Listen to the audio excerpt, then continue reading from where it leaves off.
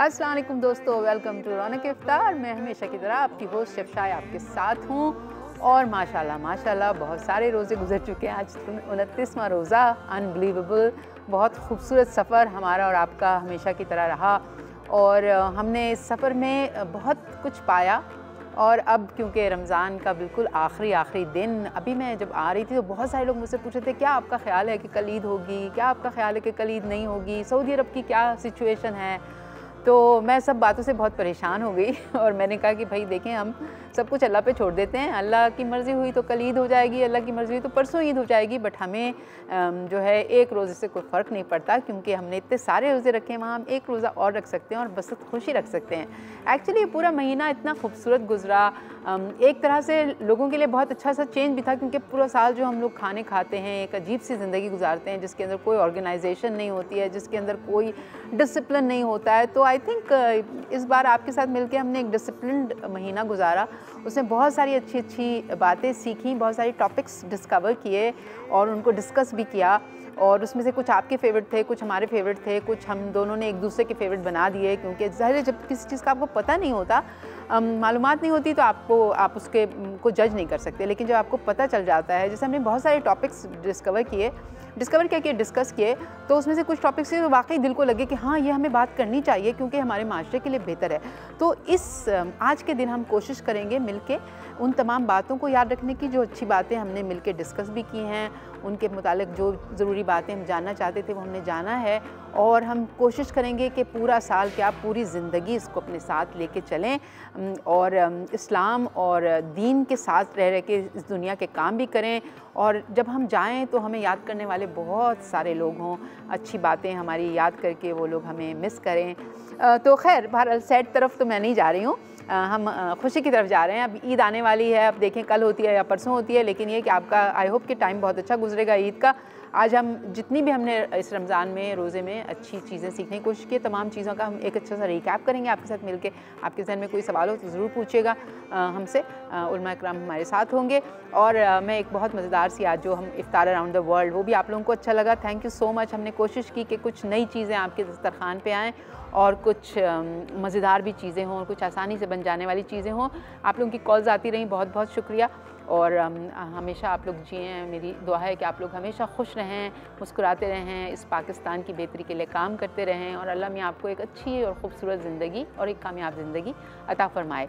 आज इफ्तार around the world में हम बहुत ही मज़ेदार सी एक डिश बना रहे हैं क्योंकि वही बात है ना कि ईद आने वाली है, तो मैंने सोचा कुछ फेस्टिव डिशेस बनाते हैं ताकि आपकी ईद की ट्रॉली है, आपकी ईद की डाइनिंग टेबल है, वो खूबसूरत भी लगे, थोड़ी यूनिक भी लगे। तो आज हम एक बना रहे हैं बहुत ही मज़ेदार सा मुग़लई शाही टुकड़े। शाही टुकड़े वैसे तो सब लोग बनाते हैं, हर एक अपने तरीके से बनाता है, लेकिन जो समझें कि जब मुग़लिया दौर था और उसमें जो नई चीज़ें इंट्रोड्यूस हुई और जो सिंपल खानों को थोड़ा सा रिचनेस दी गई, तो उसमें एक शाही टुकड़े भी हैं। सिंपल सी डिश है मगर मज़ेदार है और तमाम चीज़ें घर में आपको आसानी से मिल जाती हैं। खोया घर में बन जाता है, कस्टर्ड अगर उसके अंदर साथ आप बनाना चाहें वो भी घर में बन जाता है, डबल रोटी भी घर में मिल जाती है। तो हम बनाएंगे वो। और एक हमारी सुपर हिट चटनी की रेसिपी थी सेसमी, जो हमने तिलों की चटनी बनाई थी, वो सबको बहुत पसंद आई, बहुत अच्छा मुझे फीडबैक मिला, तो मैंने सोचा आज उसको रिपीट कर देते हैं, एक रिकैप हो जाएगा। हो सकता है ईद पे आपका दिल चाहे कि कबाब के साथ उसको खाएँ या पकौड़ों के साथ खाएँ। एक चीज़ जो मैं भूल गई वो थी शिकमपुर कबाब। मेरा दिल चाह रहा था कि एक दिन मैं शिकमपुर बनाती कबाब, तो देखें आइंदा आने वाले दिनों में इंशाल्लाह वो भी आपके साथ शेयर करेंगे। आज ये खूबसूरत सी डिश जो है इसको हम पाकिस्तान के नाम ही कर देते हैं क्योंकि हमारा मुल्क जितना खूबसूरत है, आपने देखा अभी जो हमने आपको एक छोटा सा फुटेज दिखाया, बहुत हसीन, बहुत खूबसूरत मुल्क, यहाँ के लोग बहुत अच्छे हैं। एक जो मुझे कमी महसूस होती है वो ये महसूस होती है कि हमारे मुल्क में एजुकेशन की बहुत कमी है। तो अगर आप लोग मुझे देख रहे हैं, सुन रहे हैं, तो खुदारा एजुकेशन के लिए कुछ काम करें। हम सब मिल के अगर करेंगे, अपनी आवाम को एजुकेट करेंगे, तो यकीनन ये आवाम एक ताकत बन के खड़ी होगी और उसके बाद हमारा मुल्क जो है ना तरक्की करेगा। और ये जितनी भी बुराइयां हम में है ना, ये तालीम से इंशाल्लाह ख़त्म हो जाएंगी। तालीम हो हमारे पास और कोई हमें सीधा रास्ता दिखाने वाला हो, हमें अच्छे और बुरे की पहचान बताने वाला हो बचपन में, फिर तालीम हम हासिल करें और उसी अपनी तरबियत को लेके आगे चलें, तो यकीनन एक मुस्तक़बिल में रोशन पाकिस्तान हमारे साथ होगा। अब मैं जा रही हूँ एक ब्रेक पे, ब्रेक से वापस आएंगे तो आपके साथ शेयर करेंगे शाही टुकड़ों की एक बहुत ही आसान सी और मज़ेदार तरकीब।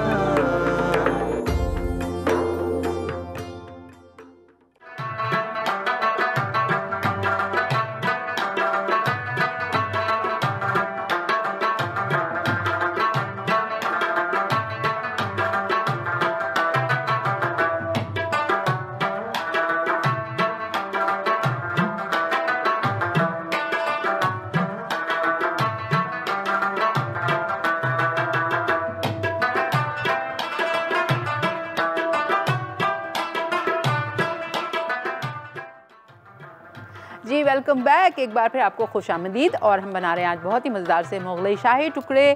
और शाही टुकड़े बनाने के लिए आपको पता है सबसे इम्पॉर्टेंट चीज़ जो होती है वो दूध होता है और डबल रोटी होती है। डबल रोटी को हम डीप फ्राई कर रहे हैं। ये मैंने यहाँ पे स्लाइसेस लिए थे, उनके मैंने किनारे सारे काट लिए, उसका क्रस्ट जो है वो रिमूव कर दिया और अब मैं इसको गोल्डन ब्राउन करेंगे। आप देख रहे हैं कि कितना अच्छा इसका ये कलर आ रहा है और एग्जैक्टली बस आपके तमाम जितने भी आप टोस्ट फ्राई करेंगे उसका यही वाला कलर होना चाहिए। तो यहाँ पे तो इस देगची इस कढ़ाई में तो मैं ये फ्राई कर रही हूँ। अच्छा, यहाँ पे दूसरा जो पैन है ये जो रेड कलर का है, इसके अंदर मैंने एक शीरा बनाया है जिसके अंदर 3 कप चीनी है और 2 कप इसमें पानी है और ये हमने एक शीरा बना लिया है। और शीरे के अंदर मैं थोड़ा सा ये कलर जो है ना जर्दे का रंग भी डाल दूँगी, तो इससे जो है ना ये बहुत इसका खूबसूरत सा कलर हो जाएगा। अब ये जो डबल रोटी के टुकड़े हैं जो हम फ्राई कर रहे हैं, इनको फिर मैं इस शीरे में डुबो के निकाल लूँगी।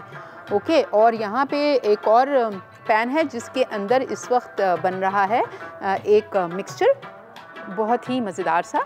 और इससे पहले कि हमारे ब्रेड जो है वो बहुत ज़्यादा डार्क हो जाए तो उसको आप पलट दीजिएगा। अच्छा, बस हमने इनको डालना है और फिर निकालना है, ठीक है।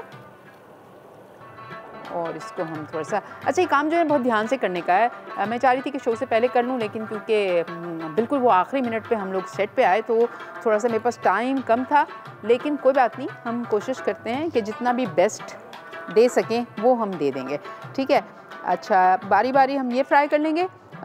एक मैं और काम आपको दिखा देती हूँ कि यहाँ पे जो मिक्सचर मैं बना रही हूँ इसमें दूध है मेरे पास और दूध के अंदर मैंने थोड़ी सी हल्की सी चीनी डाली है और इसके साथ यहाँ पे खोया रखा हुआ है जिसको मैं थोड़ा थोड़ा करके बिल्कुल दूध को हल्की आंच पे आप पकाते रहेंगे और इसमें मैं ये खोया ऐड कर दूँगी। ये मैंने बाज़ार से खोया लिया है, आप चाहें तो घर में भी बना सकते हैं। और वैसे तो 3 बैचेस में आप इसको थोड़ा थोड़ा मिक्स करेंगे, लेकिन क्योंकि मेरे पास टाइम कम है तो मैं एक साथ ही कर रही हूँ। और इस वक्त मैं ये जो चूल्हा है मैंने बंद कर दिया है, क्योंकि कभी कभी क्या होता है कि आप जब खोया मिक्स करते हैं दूध में तो दूध फटने लगता है। तो आपने बिल्कुल दूध की आंच जो है बिल्कुल हल्की कर देनी है या बिल्कुल बंद करके फिर मिलाइएगा और फिर इसको हल्की आंच पे पकाएं, ठीक है। ये जब हो जाएगा तो फिर मैं इसके अंदर, यहाँ पे मेरे पास कॉर्नफ्लावर का वो रखा हुआ है, कॉर्नफ्लावर रखा हुआ है, तो कॉर्नफ्लावर को मैं थोड़ा सा पानी से आप बेशक मिक्स कर लें और ये फिर मैं बाद में उसके अंदर दूध के अंदर ऐड करूँगी। तो हल्का सा इसको हमें गाढ़ा करना है दूध को, और जब गाढ़ा हो जाएगा तो फिर मैं आपको बताऊँगी कि उसके बाद हम क्या करेंगे, ठीक है। तो इसकी हम स्लरी बना लेते हैं। आप ठंडे दूध में, या अगर दूध आपके पास नहीं है, ख़त्म हो गया है, तो अब इसको पानी में मिक्स कर सकते हैं। अच्छा, ये जो शीरा है, जो डबल रोटी जिसके अंदर मैंने डाली है, इसमें थोड़ी सी हम फिटकड़ी का पाउडर भी डाल सकते हैं। उससे क्या होता है कि जो डबल रोटी के पीसेस हैं ना, ये बहुत ज़्यादा नरम नहीं होंगे।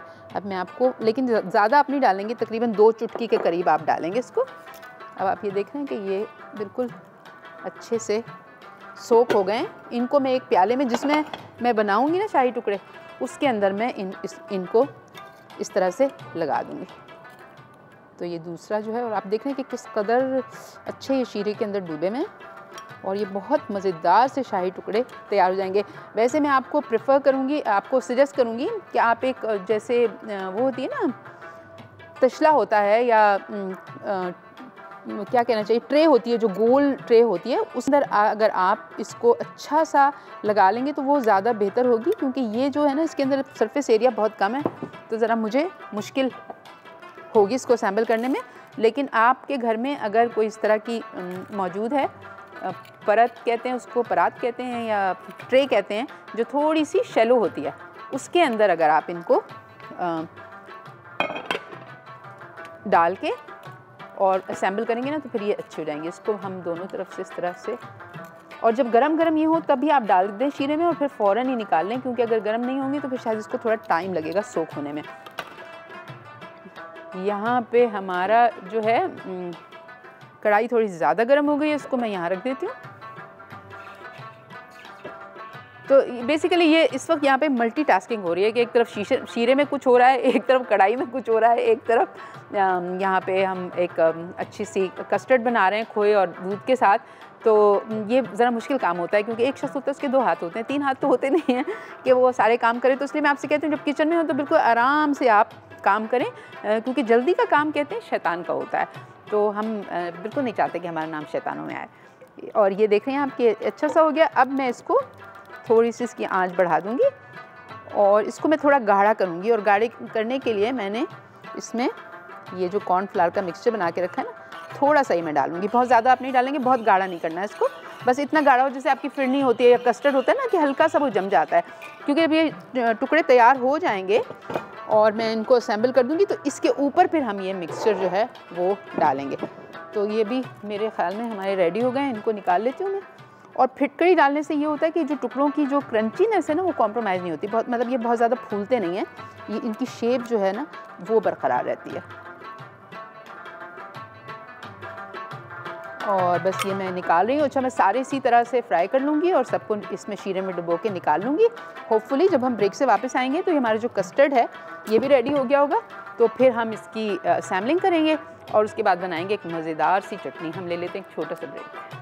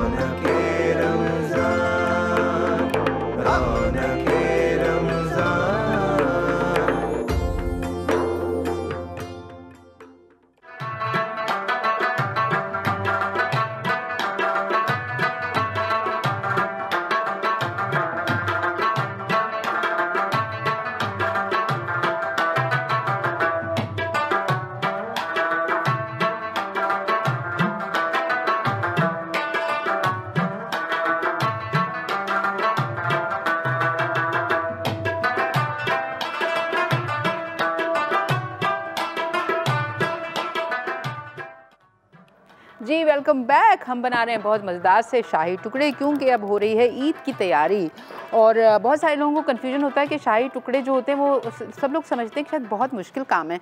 ऑल्दो मुश्किल तो नहीं है, थोड़ा सा लंबा प्रोसीजर है और दुनिया में बहुत तरह तरह के शाही टुकड़े बनते हैं। आज हम जो बना रहे हैं ये मुगलिया शाही टुकड़े हैं, यानी कि वो रेसिपी है जो आप समझ लें कि जामे मस्जिद जो है ना दिल्ली में, वहाँ पे जो बाज़ार है वहाँ पे मिलते हैं ये।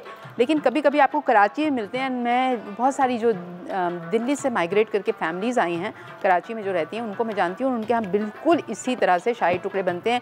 इस तरह से शीरा बनता है, उसके अंदर थोड़ा सा जर्दे का रंग डाला जाता है और उसके अंदर फिर ये डबल रोटी को फ्राई करके उसकी तहें लगती हैं और फिर उसके ऊपर मज़ेदार सा एक कस्टर्ड बना के डाला जाता है जिसके अंदर खोया है, दूध है, चीनी है, आप चाहें तो थोड़ी सी इलायची भी इसमें डाल सकते हैं और बटर भी डाल सकते हैं। तो ये कस्टर्ड आप देख रहे हैं मैंने बनाया है, ये खोए से, दूध से और कॉर्नफ्लावर इसमें मिक्स किया है और बहुत चीनी जो है ना बहुत ही हल्की रखी है। और अब इसको जो है हम डालेंगे इस गरम गरम जो हमने शीरे में भिगो के ये फ्राइड स्लाइसेस थे ब्रेड के, इसमें हम इसके ऊपर जो है ये डालेंगे। अच्छा, आइडियली जैसे मैंने आपको बताया कि आपके पास अगर कोई ट्रे हो, शैलो सी ट्रे जिसमें आप इसको असेंबल कर सकें, तो उसमें खुले खुले बर्तन में बड़ी अच्छी लगेगी। और फिर अगर आपको वो मिल जाए ना, ये जो मुरब्बा होता है ना, जैसे वो जिसको क्या कहते हैं, अशरफियाँ कहते हैं, अशरफियाँ जो होती हैं, जो ग्रीन कलर की होती हैं और रेड कलर की होती हैं, अगर आप वो आपको मिल जाए तो आप उसके ऊपर वो सजा सकते हैं। मैंने सिर्फ बादाम का इस्तेमाल कर रही हूँ। इनफैक्ट मैं वो जो चांदी का वर्क होता है ना वो भी नहीं इसके ऊपर लगा रही हूँ, क्योंकि जब भी मैं चांदी का वर्क लेने जाती हूँ तो बाज़ार में बिल्कुल जाली वाले जो होते हैं ना, वो जो पता नहीं मेटल से बनते हैं, किस चीज़ से बनते हैं, वो मिलते हैं।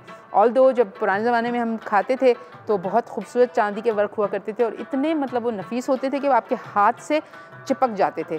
तो लेकिन क्योंकि अब वो चीज़ें नापैद सी हो गई हैं, तो बजाय इसके कि आप ख़राब क्वालिटी की चीज़ों से अपने खाने को ख़राब करें, सजाने की कोशिश में उसको ख़राब कर दें, तो इससे अच्छा आप ना ही सजाएं तो अच्छा है। तो मैं बस खाली ये मिक्सचर जो है ये लगा रही हूँ और फिर आप इसको चाहें तो आप ठंडा करके खाएं, या आपका दिल चाहता है कि आप इसको गर्मा गर्म नोश फरमाएं तो वो भी आप कर सकते हैं। ईद वाले दिन ये बहुत अच्छी डिश है। अगर आपके घर में कोई दावत वगैरह है तो आप डेफ़िनेटली इसको बना सकते हैं। और जितना मज़ेदार ये कस्टर्ड होगा ना और जो शीरा है वो परफेक्ट होगा तो आपके शाही टुकड़े बहुत अच्छे बनेंगे। अब ये हो गया है बिल्कुल सेट। अब हम डालेंगे इसके ऊपर ये बादाम,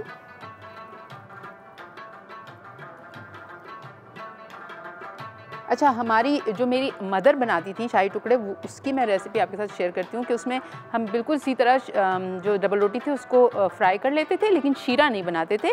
उसमें हम दूध को इतना पकाते थे चीनी डाल के कि वो कढ़ा देते थे उसको, और वो बिल्कुल डार्क सा येलो कलर का ना थिक सा मिक्सचर बन जाता, जैसे खोए का मिक्सचर होता है ना, उस तरह का हो जाता था।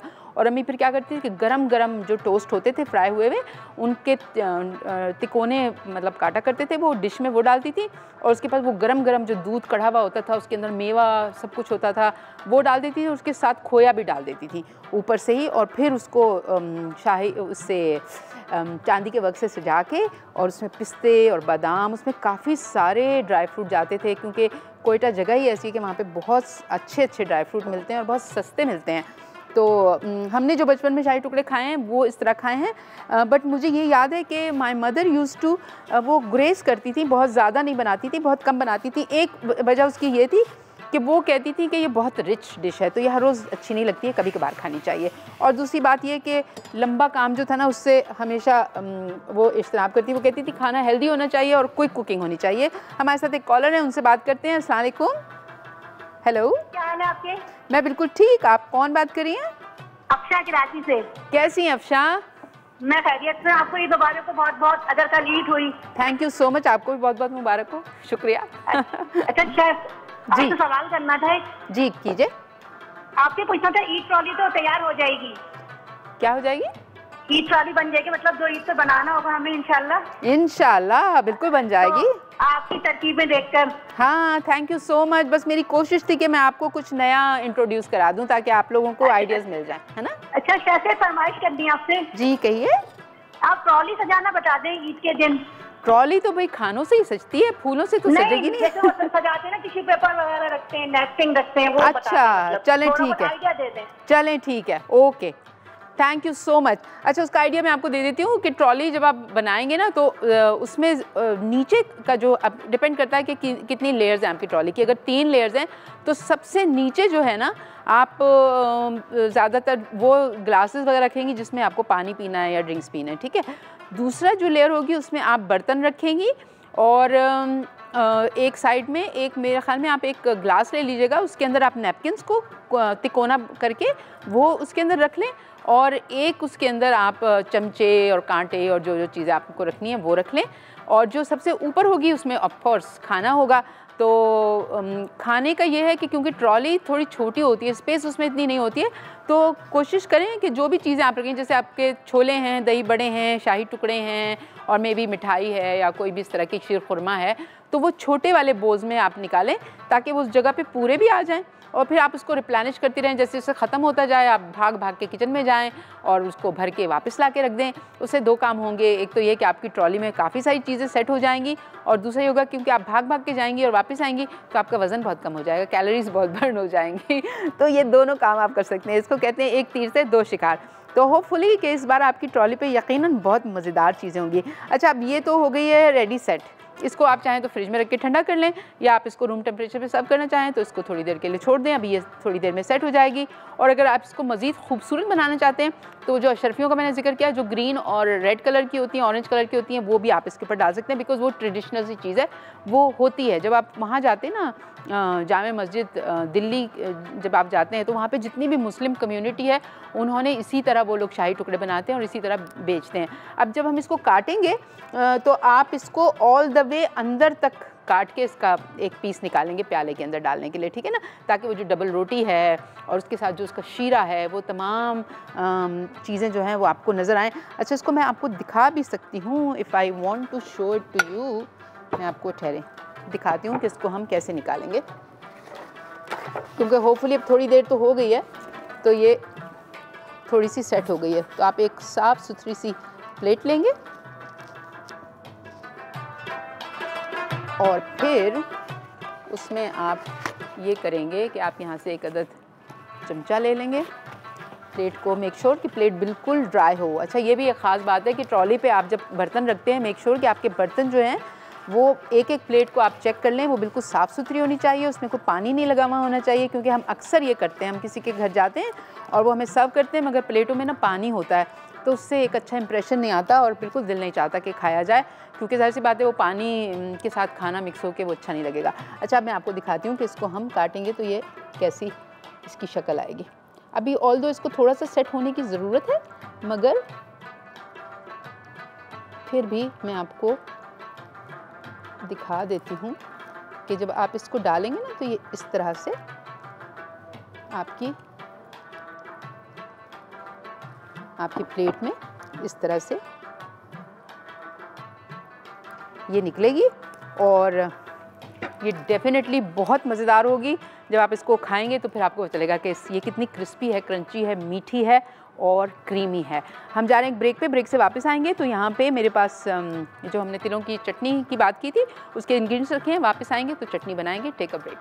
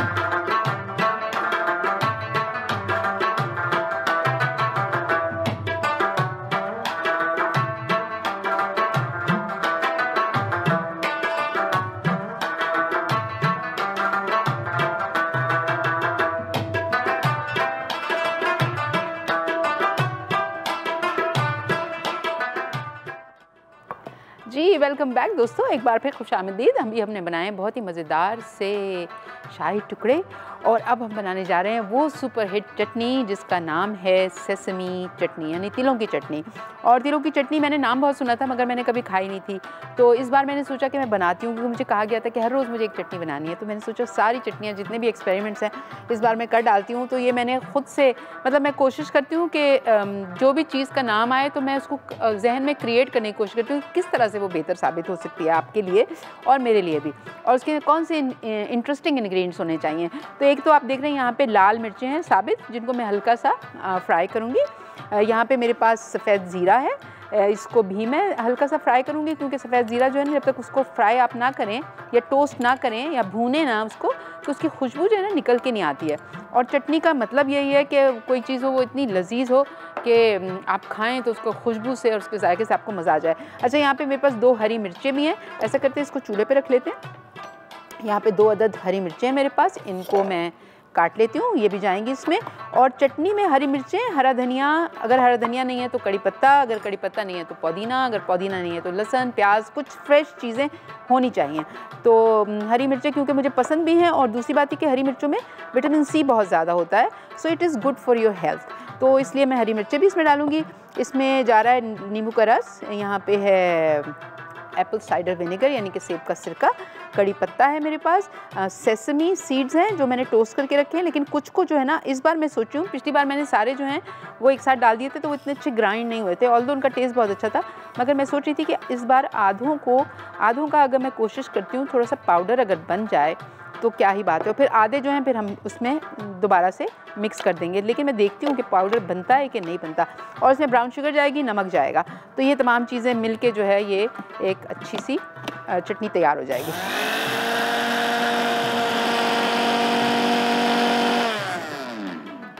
और आप ये देख रहे हैं कि ये अच्छा सा इसका पाउडर बन गया है, लेकिन अगर आप इसको लिक्विड में डाल देंगे ना और फिर चलाएंगे तो फिर इसका पाउडर नहीं बनेगा, और मेरी आँख में कुछ चला गया और बहुत ज़्यादा चला गया। एनीवेज़, अब मैं एक आँख बंद करके काम करती हूँ। यहाँ पे हमारे पास चूल्हा, इसको ऑन कर लेते हैं। हाँ, अब मेरी आँख ठीक हो गई है। इसको मैं हल्का सा फ्राई करूँगी, और ये जो पाउडर है अब इसके अंदर मैं बाकी चीज़ें भी मिक्स कर दूँगी। तो ये सिरका चला जाएगा इसके अंदर, इसमें, और ऑलरेडी इतनी अच्छी खुशबू आ रही है सेसमी सीड्स की। लेमन जूस चला जाएगा इसके अंदर, अच्छा, लेमन जूस जब आप बाज़ार का लेते हैं उसका वो टेस्ट डेफिनेटली नहीं होता जो रेगुलर जो लेमन जूस आप यूज़ करते हैं ना, जो आप घर में नींबू ला के उनका निकालते हैं जूस, वो बहुत अच्छा होता है। तो इस तरह से हमने इनको हल्का सा फ्राई कर लेंगे और इसमें फिर ये कड़ी पत्ता भी ऐड कर देंगे तो इसका कलर भी ब्राइट हो जाएगा। अब मैं चूल्हा बंद कर देती हूँ और अब इसमें से भी बहुत अच्छी खुशबू आ रही है, इसमें से कड़ी पत्ते की बहुत अच्छी खुशबू आ रही है। और कड़ी पत्ता आपको पता है बहुत अच्छा है आपके सेहत के लिए। आप चाहें तो हर रोज़ कड़ी पत्ते की चटनी बना के दोपहर को स्पेशली गर्मियों में खाने के साथ खा सकते हैं, क्योंकि ये ब्लड प्रेशर को कम करती है। और ये बहुत ही आजमाई हुई बात है, मैंने जिसको भी कभी बताया है कि आप लोगों को जब भी लगे कि आपको ब्लड प्रेशर का मसला है, आपके सर में दर्द हो रहा है, तो आप थोड़ा सा कड़ी पत्ता ताज़ा लेके उसको चबा लिया करें थोड़ी देर और उसको फिर निगल लिया करें, तो बहुत फ़र्क पड़ता है। तो कड़ी पत्ता भी हमने इसमें डाल दिया। अब हम इसके अंदर डाल देंगे ये जो बाकी सेसमी सीड बचे हुए थे ना, ये भी डाल देते हैं इसके अंदर। और ऑफ कोर्स इसके अंदर थोड़ा सा नमक भी जाएगा, ठीक है, तकरीबन 1/4 टीस्पून नमक चला जाएगा। और वही बात है, किचन में जब आप हों तो काम जो है वो बहुत सफाई से करें, क्योंकि फ़र्स्ट ऑफ ऑल सफाई निस्फ़ ईमान है। और दूसरी बात ये कि सफाई से काम करेंगे तो पता चलता है कि आप कितने सलीकामंद हैं। अगर आप बहुत ज़्यादा डिसऑर्गेनाइज होंगे तो फिर उसमें ना आपको खामखा तकलीफ़ होगी और आप किसी को इम्प्रेस भी नहीं कर पाएंगे। अच्छा, इसको हम सेट कर लेते हैं।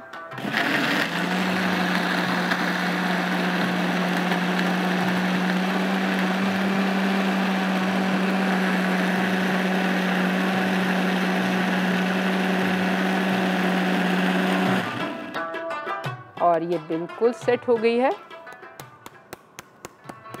अच्छा, अगर आप थोड़ा सा इसमें सेसमी ऑयल डालना चाहें तो वो भी आप डाल सकते हैं, उससे थोड़ा सा फ्लेवर और इन्हेंस हो जाएगा। अच्छा, बहुत सारे लोगों को सेसमी सीड्स की वो खुशबू पसंद है, उनको वो टेक्सचर भी अच्छा लगता है और उनको पसंद आती है। लेकिन बहुत सारे लोग जो है ना उनको ना वो ट्रेडिशनल चीज़ें ही पसंद आती हैं, जैसे कि हरी मिर्च की चटनी है, लहसुन की चटनी है, या लाल मिर्च की चटनी है, या फिर मे बी कैरी की चटनी। लेकिन ये वाली चटनी इज़ वेरी नाइस, क्योंकि ये सेहत के लिए बहुत अच्छी है। आपको पता है कि तिल जो हैं वो बहुत अच्छे हैं आपकी सेहत के लिए, और उससे आपका गॉल ब्लैडर जो है वो भी बड़ा स्ट्रॉन्ग होता है। आपका इम्यून सिस्टम जो है वो भी, क्योंकि इसके अंदर एसेंशियल ऑयल्स होते हैं ना, तो इसलिए ये बहुत अच्छा है। इसको आप ज़रूर खाएं। ये गुड ऑयल की कैटेगरी में आता है, ऐसा ऑयल जो आपकी सेहत के लिए अच्छा है। प्लांट बेस्ड जितने भी ऑयल्स हैं वो आपकी सेहत के लिए अच्छे हैं, एज़ लॉन्ग एज़ आप उसको नेचुरल फॉर्म में यूज़ करें। यानी बहुत ज़्यादा केमिकल्स डाल के भी आजकल प्लांट्स के, जैसे क्या सनफ्लावर ऑयल है, वो शायद इतना अच्छा आपकी सेहत के लिए ना हो जितना ऑलिव ऑयल है। तो कोशिश करें कि अपनी ग़िज़ा में इस तरह की चीज़ें जो हैं वो शामिल करें। अब मैं जा रही हूँ एक ब्रेक पे। यहाँ पे चटनी जो है बिल्कुल रेडी हो गई है।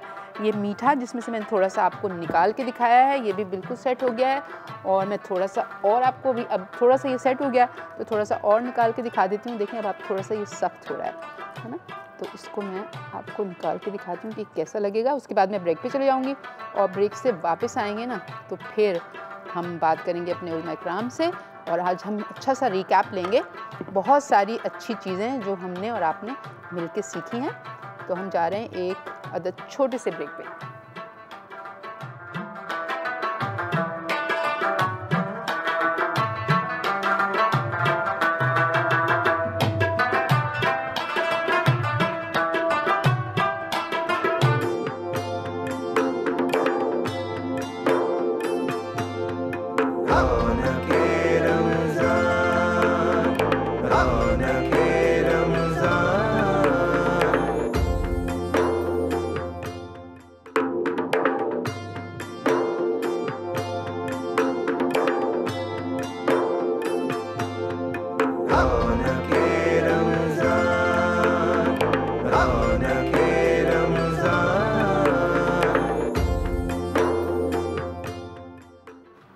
वेलकम बैक नाज़रीन, एक बार फिर आपको खुशामदीद कहते हैं। आज 29वां रोज़ा है। हो सकता है आज इस साल का आखिरी रोज़ा ही हो, इस महीने का आखिरी रोज़ा हो, कल ईद हो, तो लेकिन हो सकता है कि ना हो और हम एक दिन और आपसे मुलाकात कर सकें।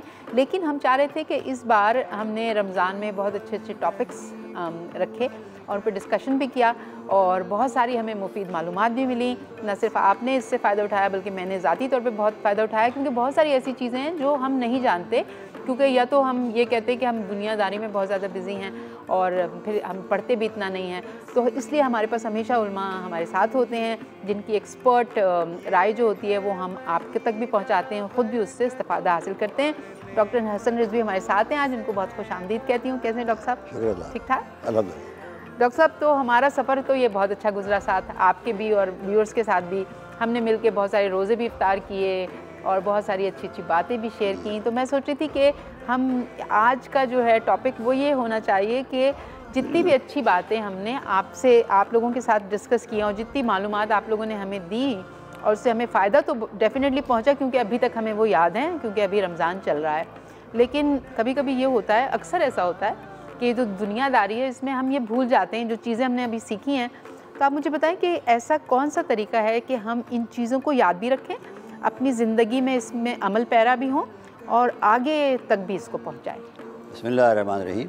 ये बुनियादी बात जो है वो रमज़ान का मकसद जो है ना वो बहुत अहम है। अगर वो याद आ जाए तो सब कुछ याद आ गया। ठीक। और वो हम खुदा ने खुद बता दिया है कि क्या है। या अय्युहल्लज़ीना आमनू कुतिबा अलैकुमुस्सियामु कमा कुतिबा अलल लज़ीना मिन क़ब्लिकुम लअल्लकुम तत्तक़ून। ऐ साहिबान ईमान, हमने तुम पर रोज़ा फ़र्ज़ किया है जैसे पिछलों पर फ़र्ज़ किया था। और ये क्यों किया है? बस ये है मेरी चीज़, लअल्लकुम तत्तक़ून, ताकि तुम में तक़वा की सिफ़त पैदा हो जाए। असल बात जो है वो ये है, तक़वा की सिफ़त। अब तक़वा क्या है? तक़वा का लफ्ज़ निकला है अरबी में विक़ायतुन से। अच्छा। विक़ायतुन के मानी होते हैं बचना। किसी ने मुझे पत्थर मारा, मैंने देखा पत्थर आ रहा है, जब करीब आ गया पत्थर मैंने सर हटा लिया। अच्छा। भाई जो सर मैंने हटाया ना, ये बचाया, पता चला गया इधर से, ये है विक़ाया। अच्छा। बचना। ठीक है। अब ये तो इसके डिक्शनरी मीनिंग्स हैं। इस्तिलाही मानी तक़वा की क्या है? हर ऐसे काम से बचना जो अल्लाह को पसंद नहीं है, जो बुराई की तरफ, जो हराम है, जो गुनाह है, जो बुरा है, उससे बचना। वो ये है असल मकसद। अब रोज़े में हमें ये अल्लाह ने सेल्फ कंट्रोल की ताकत दी है, क्योंकि इंसान बचेगा बुराई से, गुनाह से कब? जब सेल्फ कंट्रोल होगा। दिल चाह रहा है कि मैं हराम माल रिश्वत दे लूँ, दिल चाह रहा है रिश्वत मुझे मिल सकती है, या किसी का माल पड़ा मार सकता हूँ मैं, लेकिन अब कंट्रोल कि नहीं ये जायज़ नहीं मेरे लिए, बेईमानी कर सकता हूं, रुकना, झूठ बोल सकता हूं। रुकना। अब रुकना सेल्फ कंट्रोल कहते हैं। ठीक है। ये रोज़ा जो है ये सेल्फ कंट्रोल पैदा करता है। ठीक है। यही असल में इसका काम है कि मैं खाने से रुका हुआ हूँ, मैं यानी भूख कर रही है मुझे, मैं खा नहीं रहा हूँ, प्यास कर रही है, मैं पानी नहीं पी रहा हूँ, यानी अपने ऊपर कंट्रोल कर रहा हूँ। अब इतना कंट्रोल कर लिया मैंने है महीने भर में कि उन चीज़ों से रुका हूँ जो मेरी ज़रूरत की ज़िंदगी ज़रूरत थी, जिनके बगैर मैं जी सकता नहीं हूँ, मर जाता। जब उनसे रुक सकता हूँ मैं, इतना मैंने कंट्रोल हासिल कर लिया, तो गुनाह से बचना कौन सा मुश्किल बात है? वो कोई मौत और ज़िंदगी का सवाल थोड़ी है। गुनाह करना ये जरूरी है, मैं नहीं करूँगा तो मर जाऊँगा, क्योंकि अल्लाह ने तो उन चीज़ों से रोका है जो चीज़ ज़रूरी नहीं है हमारे पास। शराब, झूठ बोलना, क्या झूठ नहीं बोलूँगा तो मर जाऊँगा? गीबत करना, गीबत नहीं करूँगा तो मर जाऊँगा? ये चीज़ें तो हमारे पास मुज़िर हैं। ज़्यादा ये सेल्फ कंट्रोल हम हासिल हो जाए हमको, और ये बात हमें याद रहे कि हमें जहाँ कोई भी काम ऐसा मौका मिलता है जो हम कर सकते हैं मगर वो काम अल्लाह की मर्ज़ी के ख़िलाफ़ है, हमें उससे रुक जाना चाहिए। बेशक। ये है असल चीज़, ये है असल मैसेज जो हमें, अगर ये बात याद रही तो गोया आपने रमज़ान का पूरा फ़ायदा उठा लिया। तो इस रमज़ान आप लोग याद रखेंगे और मैं भी याद रखूँगी कि जो अच्छे काम हम करते रहे हैं और जिन बुरी चीज़ों से हमने अपने आप को रोका है, बल्कि कुछ अच्छी चीज़ों से जो ग़िज़ा जैसी चीज़ें हैं उनसे भी हमने रोका है, सिर्फ़ इसलिए कि हमें सेल्फ़ कंट्रोल पैदा हो और हमारे अंदर वो ताकत पैदा हो कि हम अपने आप को बुराइयों से भी रोक सकें। तो एक तो ये चीज़ याद रखने की है। अच्छा, हमने और बहुत सारे टॉपिक्स थे जिसमें एक बहुत मुझे अच्छा लगा था और वो था कि वालिदैन से हुस्न सलूक। थोड़ा सा हम उसके बारे में बात करें कि इस आदत को कि जैसे आपने जब हमें बताया था क्लियरली तो मुझे लगा था हमारे जहन में बैठ गया है, लेकिन फिर यही होता है ना कि कुछ अरसे बाद हम ज़िंदगी की तगोदौ में मसरूफ़ हो जाते हैं और हम भूल जाते हैं कुछ। तो इसको हम कैसे याद रखें? क्या हम अपना वो बचपन याद रखें कि हमारे माँ बाप हमें बेइंतहा प्यार करते थे और हमारी खातिर कुर्बानियाँ देते थे? क्या हम उस चीज़ को हमेशा जहन में रखें तो हम अपने माँ बाप से अपना हुस्न सलूक? एक बात ये भी है, अगर आप यही बात याद रखें कि माँ बाप ने हमारे साथ अच्छा सलूक किया था, हमें उसका बदला देना चाहिए एक। और उससे बड़ी बात ये है कि हम ये बात याद रखते हैं कि अल्लाह फरमाता है वक़ज़ा रब्बुका अल्ला ताबुदू इल्ला इय्याहु, तुम्हारे रब ने ये फ़ैसला कर दिया है, तुम्हारे मालिक ने ये फ़ैसला कर दिया है, ख़बरदार अल्लाह के सिवा किसी की परस्तिश न करना, किसी की इबादत न करना, किसी की ग़ुलामी न करना। व बिल वालिदैन एहसान, इसके साथ ही फरमाया वालिदैन के साथ अच्छा सलूक करना। यानी अल्लाह ने अपनी तौहीद के साथ वालिदैन के साथ अच्छे सलूक करने को शरीक किया है। एक ही लफ्ज़ क़ज़ा के साथ दोनों मानी, दो बातें बताई। एक ये कि मेरे सिवा किसी की बात नहीं करना और वालिदैन के साथ एहसान करना, ये दोनों बातें एक साथ बयान की। इसका मतलब क्या हुआ, अल्लाह के नज़दीक जितनी अहमियत अल्लाह की यकताई को मानने की है उतनी अहमियत वालिदैन के साथ अच्छा सलूक करने की है। और ये अल्लाह को एक मानना, इनके साथ शरीक करना और रोकना, शिर्क न करना। फरमाया कुरान में हम हर गुनाह माफ़ कर देंगे, ठीक है, मगर शिर्क को माफ़ नहीं करेंगे। सही। शिर्क ऐसा गुनाह है जो हम माफ़ नहीं करेंगे। तो मालूम हुआ कि शिर्क बदतरीन गुनाह है और अल्लाह ने अपने शिर्क से रोका, ये बदतरीन चीज़ थी, और वालिदैन के साथ एहसान को रोका, करने को हुक्म दिया। यानी वालिदैन की नाफरमानी बदतरीन चीज़ है। जैसे शिर्क बदतरीन चीज़ है वैसे ही वालिदैन की नाफरमानी बदतरीन चीज़ है। अगर हम ये बात समझ लें कि शिर्क की तरह अल्लाह ने उसको मना किया, शिर्क के फ़ौरन बाद इसको मना किया है, शरीक किया है साथ अपने शिर्क के, तो हम समझें जब शिर्क से बचना ज़रूरी है तो वालिदैन की नाफरमानी से बचना भी उतना ही ज़रूरी है। बहुत अहम है, बहुत अहम है। और वाकई हम लोग भूल जाते हैं क्योंकि हम जब छोटे होते हैं तो हमारे माँ बाप किस तरह से हमारी दिलजोई करते हैं, किस तरह से हमारी खिदमत करते हैं, हमें बड़ा करते हैं और हमारे जितने भी बुरी चीज़ें हैं उन पर पर्दा डालते हैं, हमें अच्छाई की तालीम देते हैं। तो हम कैसे ये भूल सकते हैं कि हमारे माँ बाप अब बूढ़े हो गए हैं, उन्हें हमारी ज़रूरत है और हम उनकी दिलजोई ना कर सकें, उनसे हमदर्दी के लफ्ज़ ना बोलें। ये शुक्र और इंसानियत और शराफत का तकाज़ा यही है कि जिसने आपके साथ अच्छा सलूक किया है आप उसके साथ अच्छा सलूक करें। और सबसे अच्छा सलूक माँ बाप करते हैं। बिल्कुल, बिल्कुल। वही आपका खाना, कपड़ा, रहाइश, तालीम, तरबियत, हर चीज़ वही फराहम करते हैं। वो अल्लाह के दो हाथ हैं माँ बाप जो हमें पालते पोसते हैं। बिल्कुल ठीक, बिल्कुल, बहुत अच्छी बात। डॉक्टर साहब वो वक्त हो गया ब्रेक का, हम जा रहे हैं एक ब्रेक पे, इफ्तार का वक्त है, आप भी इफ्तार करें, उसके बाद वापस आएंगे, कुछ और टॉपिक्स उन पर भी बात करेंगे और देखेंगे कि ये जो ईद का जो चांद रात है उसको हम कैसे अच्छे से मना सकते हैं, उसमें क्या हमारे फ़राइज़ हैं। और अभी ले लेते हैं एक छोटा सा ब्रेक।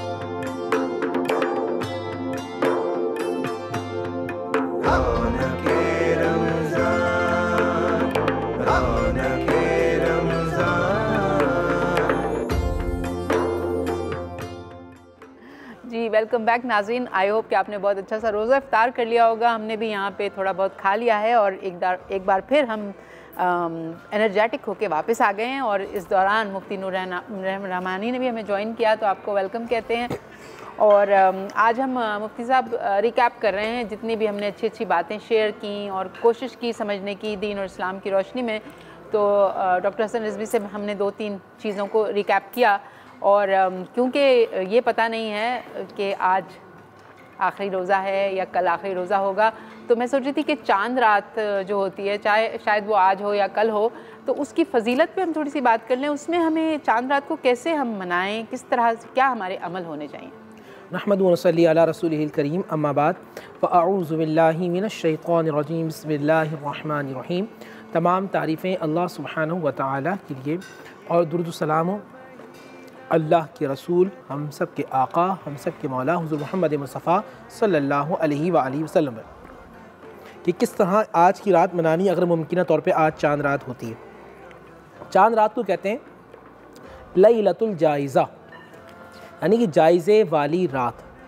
मैंने जो 29 दिन या 30 दिन जो काम किया है कि मैं इस काबिल हूँ कि अल्लाह सुब्हानहु व तआला से इसका इनाम लूँ, एक तो ये सोच होती है। दूसरी सोच ये होती है कि अब मैंने जो पूरा महीना काम किया हो सकता है उसमें कोई कमी रह गई हो, तो अल्लाह सुब्हानहु व तआला की बारगाह में जाकर मैं मुआफ़ी तलब करूँ कि ए अल्लाह सुब्हानहु व तआला मुझ पर रहम करम की बारिश अता फरमा।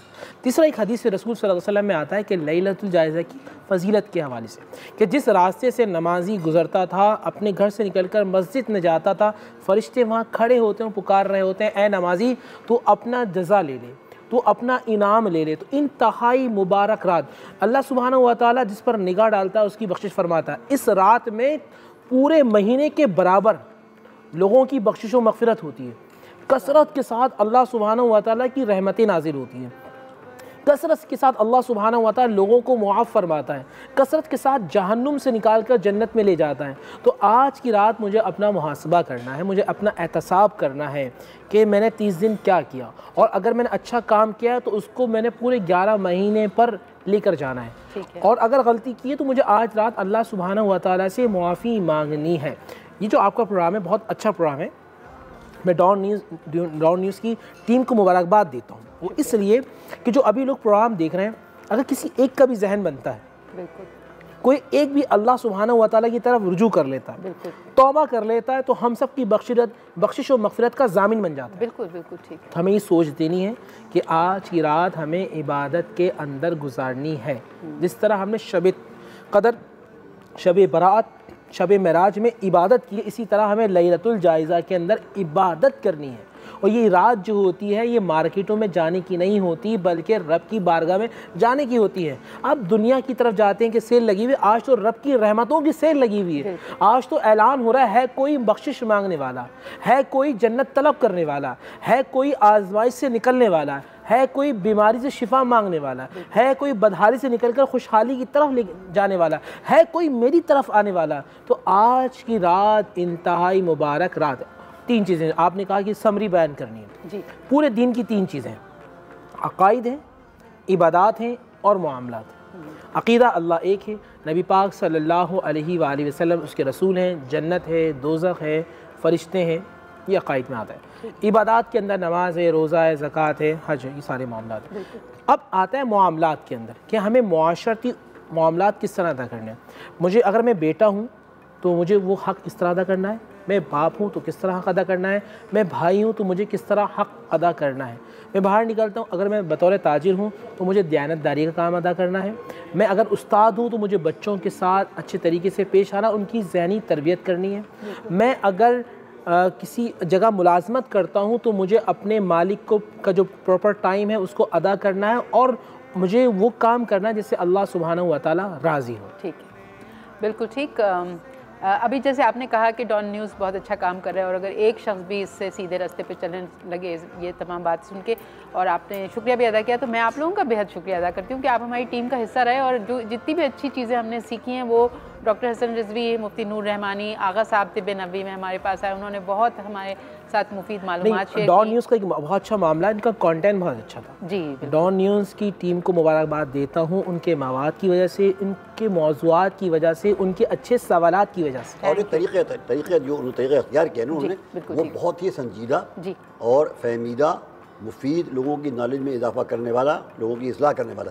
वक्त ज़ाया करना, फजूल भाग दौड़, चीख पुकार, ये नहीं है। जी बिल्कुल, शुक्रिया डॉक्टर साहब। और रज़ा इलाही साहब भी हमारे साथ कुछ प्रोग्राम में शरीक हुए, उनका भी बेहद शुक्रिया। अभी हम जा रहे हैं एक ब्रेक पे, ब्रेक से वापस आते हैं तो मज़ीद कुछ बातें करेंगे। Take a break.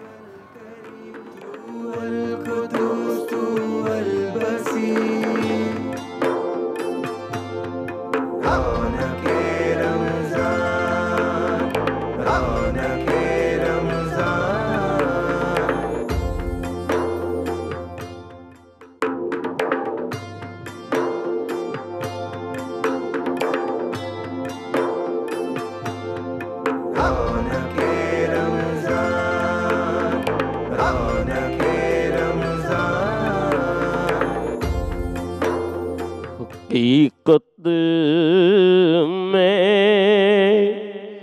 वो लुत्फ़े ज़िंदगी पाया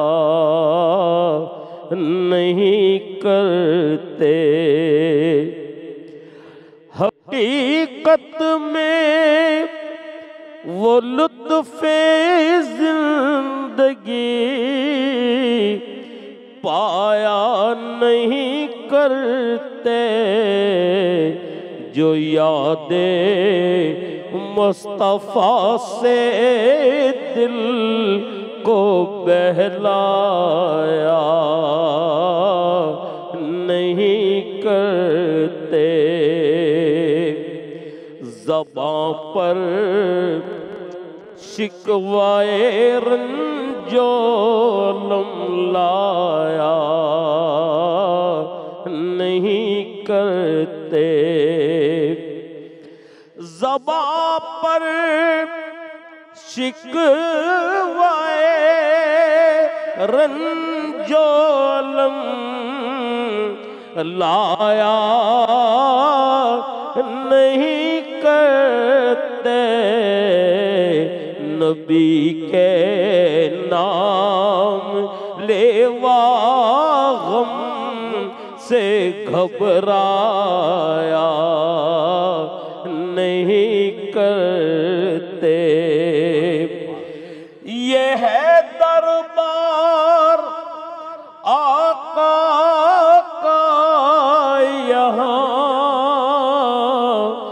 मिलता है बेमांगे, यहाँ मिलता है बेमांगे। अरे नादां यहाँ दामन को फैलाया नहीं करते। अरे नादां यहाँ दामन को फैलाया नहीं करते। ये तो अपनों की बात है। अरे नादा यहाँ दामन को फैलाया नहीं करते। यहाँ से तो गैर भी खाली हाथ नहीं। सुभान अल्लाह, सुभान अल्लाह। ये दरबारे मोहम्मद है यहाँ अपनों का क्या कहना। सुभान अल्लाह, सुभान अल्लाह। ये दरबारे रिसालत है यहाँ अपनों का क्या कहना। अरे यहाँ से हाथ खाली गैर भी जाया नहीं करते। यहाँ से हाथ खाली गैर भी जाया नहीं करते। मोहम्मद मुस्तफा के बाग के सब फूल ऐसे हैं। सुभान अल्लाह। मोहम्मद मुस्तफा के बाग के सब फूल ऐसे हैं। ये बेपानी के तर रहते हैं मुरझाया नहीं करते। सुभान अल्लाह, सुभान अल्लाह, सुभान अल्लाह। बहुत बहुत शुक्रिया सिद्दीक़ इस्माइल साहब, आपको वेलकम कहते हैं। बहुत अच्छी नात आपने सुनाई। जज़ाकल्लाह, जज़ाकल्लाह। मेरी भी आज डाउन की रौनक रमज़ान में पहली हाजिरी है जी, बहुत अच्छा लग रहा है हमें। आपने आज रौनक डाल दी। अल्लाह रौनक बढ़ा दी। हाँ, रौनक बढ़ा दी। बहुत ही अच्छा। कैसे आप ठीक ठाक हैं? अल्हम्दुलिल्लाह। रोज़ा इफ्तार कर लिया आपने? जी जी अल्हम्दुलिल्लाह। तो कैसा गुजरा आपका रमज़ान इस बार? अल्हम्दुलिल्लाह, रमज़ान की बहारें तो क्या कहने हैं। बस अब तो ऐसा लगता है कि रमज़ान में तो कुछ पता ही नहीं है। शबो रोज़ जी अल्हम्दुलिल्लाह महफिलों में। और अब तो ये इख्तितामी आज चांद हो या ना हो जी बिल्कुल, तो बस अब एक दिल पे गलबा तो है, रंज तो है कि ये मुबारक महीना हमसे रुखसत हो रहा है। बस ये हर मोमिन के लिए, हर मोमिन के लिए।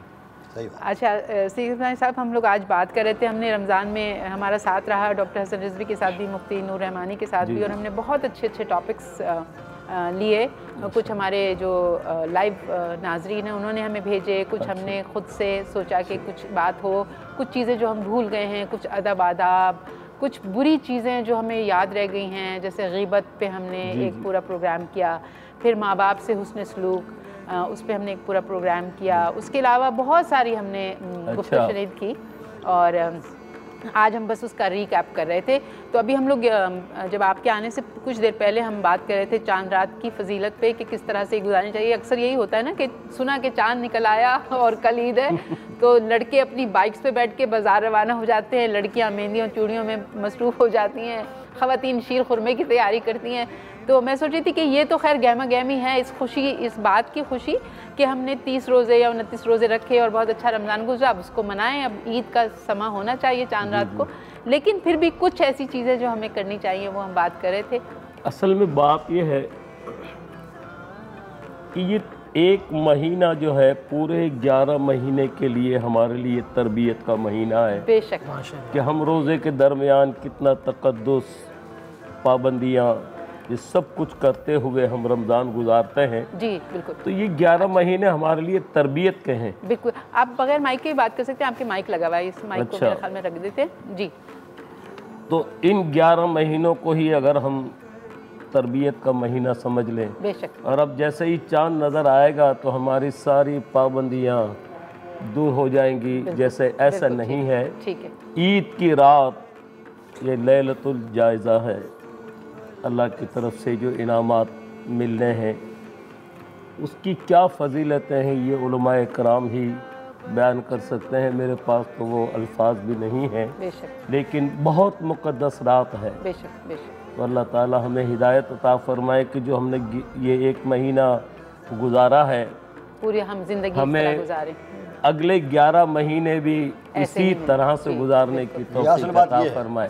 असल बात ये भाई ना, ये हमें इस जो रमज़ान में तरबियत हासिल हुई है गुनाहों से बचने की, गुनाहों से, बुराइयों से बचने की, हर उस काम से बचने की जिसको अल्लाह ने हराम करार दिया है। ये तरबियत हम जारी रखें, ये मश्क जो हमने हासिल की, ये जो मलका हमने हासिल किया है इस महीने में, इस मलके को रिटेन करें, नहीं कि इसको खो दें। मसला ये कि लअल्लकुम तत्तकून, ताकि तुम परहेजगार बन जाओ, ताकि तुम बचने वाले हो जाओ। हम अभी हलाल से बच रहे हैं तो हमें तो हराम से भी बचना है। एक सामने खाना पानी सब चीज़ें हलाल हैं, तब तक मगरिब की अजान नहीं होती हलाल कामों से हाथ रुका हुआ। तरबियत ये है कि आज तुम हलाल से रुके हो, कल तुम्हें हराम से भी रुकना है। बहुत बहुत शुक्रिया आप तीनों का, बेहद शुक्रिया। क्योंकि वक्त ख़त्म हो रहा है, हम जो कोशिश करेंगे कि सिद्दीक़ इस्माइल साहब से एक नात और सुन लें। तो आप एक बात मैं और कर दूं, फ़कत अर्ज़ करूँगा इजाज़त आपसे कि ईद क्यों मनाते हैं, ये एक सवाल पैदा होता है ना, ईद क्यों मनाते हैं। देखिए ईद इसी वास्ते मनाते हैं हम कि अल्लाह ने एक तो हमें ये मलका हासिल करने की तौफ़ीक़ अता फरमाई कि हम गुनाहों से बचेंगे, और दूसरी बात ईद की होती है, इस बात की खुशी होती है कि पिछले गुनाह हमारे सारे अल्लाह ने माफ़ फरमाए। तो हम अल्लाह हमें हिदायत दे। और बस मैं इसी वक्त में 2 नातों के 2 शेर सुना देता हूँ, हमारे सुनने वाले खुश हो जाए। पहले मैं खुदाफिज कह देती हूँ क्योंकि नात के साथ फिर हम खुदाफिज कह देंगे। अगर तो ये चांद रात है तो आप सबको ईद मुबारक हो, वरना कल हम आपसे फिर मिलेंगे। अब सुनते हैं ना। नूरी महफिल पे चादर तनी नूर की, नूर फैला हुआ आज की रात है, चांदनी में है डूबे हुए 2 जहां, कौन जलवा नुमा आज की रात है। मांग लो चश्मे तर मांग लो, दर्द दिल और हुस्ने नजर मांग लो, कमली वाले की नगरी में घर मांग लो, मांगने का मजा आज की रात है, मांगने का मजा आज की रात है। मोमिनो आज गंजे सखा लूट लो, लूट लो मरीजो शिफा लूट लो, आसियो रहमते मुस्तफा लूट लो, बाब रहमत खुला